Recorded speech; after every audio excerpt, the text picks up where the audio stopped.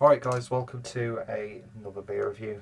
Really whittling down my stash. I've pretty much just got beers that I probably should have drank a while ago, but you know what it's like. Anyway, this is another supermarket beer, and I've said it plenty of times, and I know some people don't really agree with this sentiment, but the fact that, well, especially here in Germany, the range of beers is getting so much bigger, specifically in some of the supermarkets. Of course, that differs from branch to branch, region to region, company to company. But chances are you're going to be able to pick up some interesting craft beer. And yeah, this is hopefully another example of that. So we're going over to the beautiful city of Berlin, which seems to be something of a mecca for craft beer, and we're going over to the Berg Brauerei, and this is a bottle of the California wheat, which I'd imagine that this could be sort of like one of those pale wheats that are quite popular now, like the hybrid of a pale ale and a wheat beer. So yeah, it's interesting to see a brewery that I've heard a lot about, but I've never obviously come across any of their beers, and it was in one of the supermarkets, so it's like, for a one-off, give it a try. And I've got to say, absolutely lovely artwork there. I love the colour scheme on this. It's nice and bold, and yeah, there is the crown with the logo, which again is really, really nice. I sometimes often wonder why I show you close-up images of the labels and stuff, because I was watching back some videos on YouTube and the quality is terrible 9 times out of 10. So thank you for sticking around with me, even though I at most do 480p, even though I do go into HD when I'm doing like milestone beers and stuff like that. Not that anybody cares or should do, to be honest. But yeah, beautifully presented beer, and there is another beautiful crown for the collection, and the label as well, if I can save it. So without any further ado, let's open the beer. And yeah, I do keep drifting in and out of a Scottish accent because I've been watching a lot of Still Game, thanks to James at Rampant Line Beer Reviews. But yeah, anyway, let's see what we've got. So beer in the glass then, won't pour it all in just in case it's bottle conditioned and stuff like that. Will say that I've not done any research on this one. Sometimes I like to do research, sometimes I like to read tasting notes, just to change it up a bit, and to sometimes go in blind, but sometimes go even with the basic idea of what the beer is going to be about, just to test myself really. But yeah, beer in a glass then, and that is lovely and hazy. Lovely sort of a orangey colour to this one. It's got like a sense of murkiness to it, almost like a rye-like quality. But yeah, you can't see through that at all, but when you hold it up to the light, lovely opacity to it. Almost has that slight frosted glass impression, which I do really, really like. Nice bubbles clinging to the side of the glass, probably because the glass wasn't cleaned properly, who knows. Using my beer varna, sort of like snifter glass, would that be? Anyway, you don't care about that, do you? Beer in the glass, yeah, it looks nice. Beer poured with one thing for a nice foamy white head. Anyway, looks good. Let's give it a wee sniff. And you definitely get those hops in there. It has that slight like fruity washing up liquid vibe to it, or like a nice fruity hand soap, which people are like, what? But that smells nice by design, so why can't it be a nice characteristic in a beer? But yeah, lovely sort of like very gentle wheat characters in there, lovely and bready. Little like slight hint of an orange in there maybe. But yeah, the more I'm smelling it now, the more that wheated character comes through, if wheated is a proper word. But it smells nice. It's Nice, summery and mild. Let's give it a taste. Prost.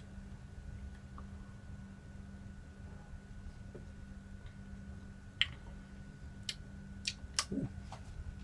It's a lot more citrusy than I thought it would be. Like actual like lime juice. And then you get that sort of like bready, yeasty note coming through on the back end.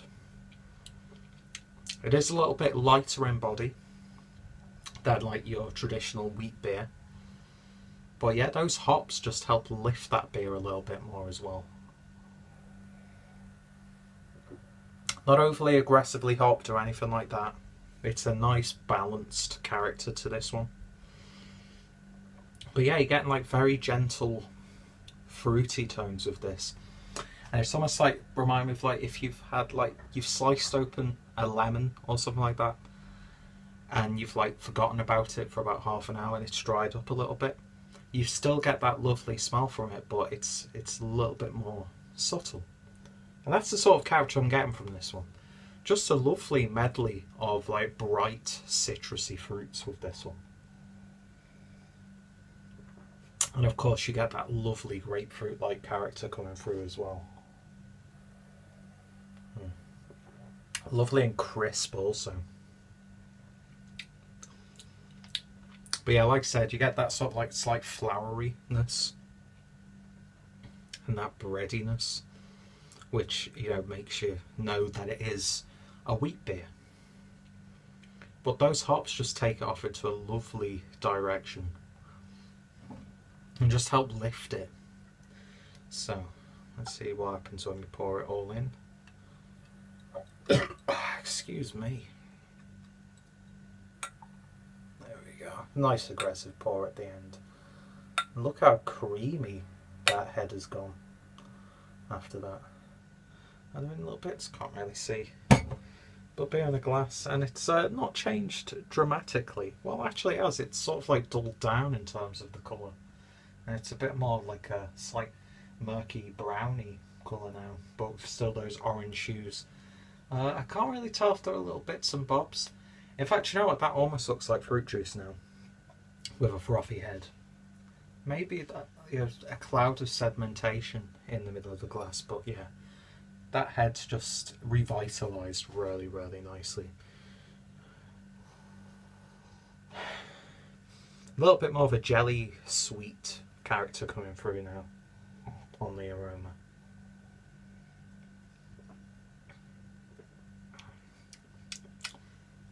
Now that it's all in there, that fruitiness has died down a little bit, and that like wheaty, bready character shines a little bit more. Yeah, the colour's dulled down a bit, and the flavour's dulled down a little bit. So it's like one of those things, like if you want it a little bit more zesty and citrusy, don't really go to town when you pour it all in. But if you want a bit more of a like a grounded feel to it, then yeah, give it a little bit of a shake up, stir up all those little bits and bobs, and pour it all in. But yeah, in terms of a beer, it's a really nice, solid, satisfying drinking experience.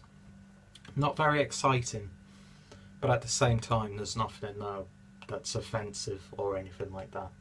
Just one of those lovely summertime beers where you can do a review of it like this, but it's easy drinking enough to not really dwell on flavours, or you know, not really to pick anything out, just to sit back and enjoy.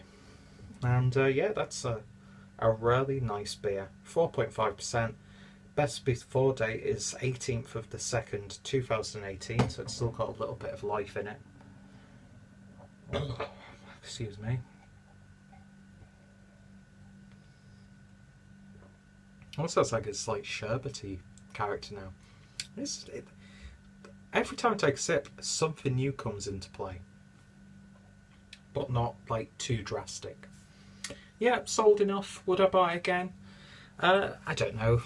I might do. Would I try anything else from Berliner Berg? Hell yes. Am I glad that I got to try it? Of course. And again, I think it's great that beers like this are now available in the supermarket for the more casual consumers to try. And yeah, interesting enough beer. even like a slight yogurty vibe. I'm not going to carry on. I've said enough. I've said what I wanted to say. But yeah, it's one of those things. I could probably go on for a hell of a lot longer and tell you not that much more.